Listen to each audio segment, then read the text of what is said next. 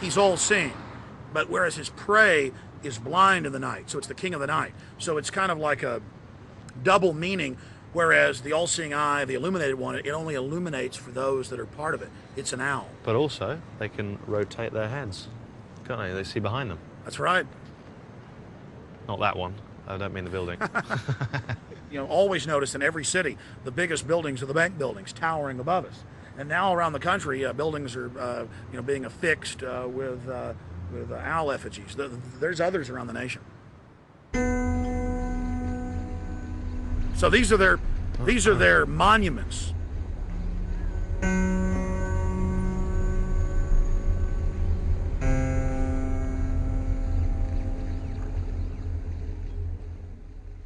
Now that Alex has pointed out that it looks like an owl, this building, it is quite difficult not to see an owl. I mean, certainly from this angle, it is owl-like. From round, from face on, it's just a building. But it does seem that Austin is dominated by this big owl.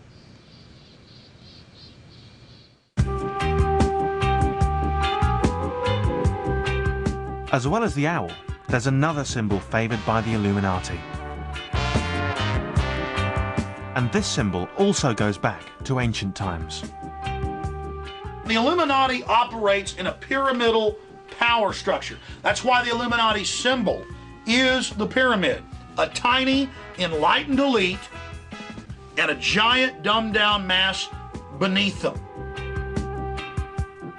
And that Illuminati symbol, the pyramid, appears on that great American symbol, the dollar bill. We're going to be looking today at our $1 bill. Our $1 bill. It has two very odd seals on it, and it's very interesting that the Illuminati had a great hand to play in choosing those seals. Here's your United States $1 bill. On the back, you can clearly see the all-seeing eye of knowledge from the pyramid. And I suspect this represents the Illuminati at the top of the pyramid, and then all of the poor, ignorant folks making up the bulk of the structure. You've got the Latin inscription that says Norvis Ordo Seclorum. Seclorum means the material world, the secular world. That's where the word secular comes from. And Novus is new, and Ordo is the globe or the world. So you could translate this as the New World Order. And the people who are behind it are the people who control the money, and we're back to the Illuminati. There's lots of occult stuff on here. And the end game of the Illuminati, their favorite thing is to hide everything in plain view so that we're conditioned to accept our slavery. They're all-seeing eyes, they're pyramids. They believe they get power from this, and it's also how they communicate with their own esoteric language with each other. So that's what you're saying about, these clues are everywhere, like the giant owl tower in the middle of Austin. Yes. Well, I think I've got the hang of the owl. But now I'm intrigued by this New World Order concept that's on the dollar bill. Could you explain to me the difference between the Illuminati and the New World Order? Okay, well, the Illuminati, let's say, is the head and the brain. And then when I punch you in the face, that's the New World Order. The New World Order is what the Illuminati is building. It's their goal, it's their thrust. And the Illuminati is the creator, and their goal is the New World Order, world government, global governance, world tyranny. What if they do achieve their goal of total globalization?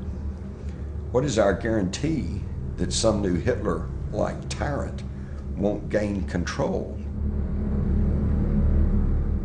And I'm told that's precisely what the Illuminati has in store for us. The mission of the Illuminati is what the mission of any elite has been throughout history, to maintain power and control. And to do that, they've got to dumb down and completely enslave the population. And if the population would become just half as informed about the history of the New World Order and the Illuminati controllers as they are about football or baseball or basketball, then we'd be a much freer and happier society. And my mission is to wake people up. Governor Perry from time to time we return here to engage in the First Amendment and to expose your Illuminati activities, being a servant of Bush and the Skull and Bones cabal and the New World Order. It's an information warfare tool to expose corruption and evil and what the Illuminati's up to. Why you Illuminati thugs think you're gods, I'll never understand. But I'm here to tell you you're not my God. Are you allowed to do this? Well, they'd like to say we aren't, but we have a First Amendment. Yes, I've done this many times.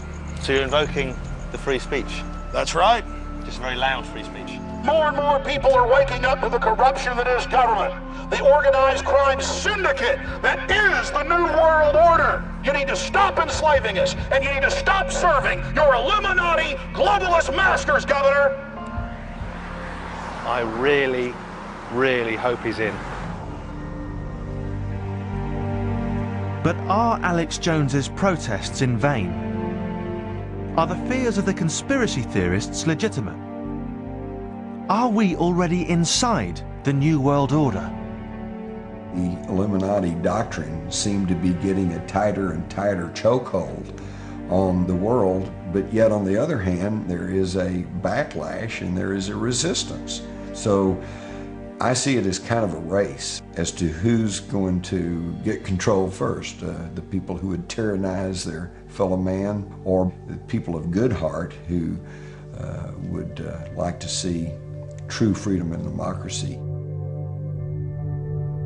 We're already inside the New World Order, and their end game is a world population of only about 250 to 500 million people living in a big brother society, every action, every motion, everything we do tracked and traced.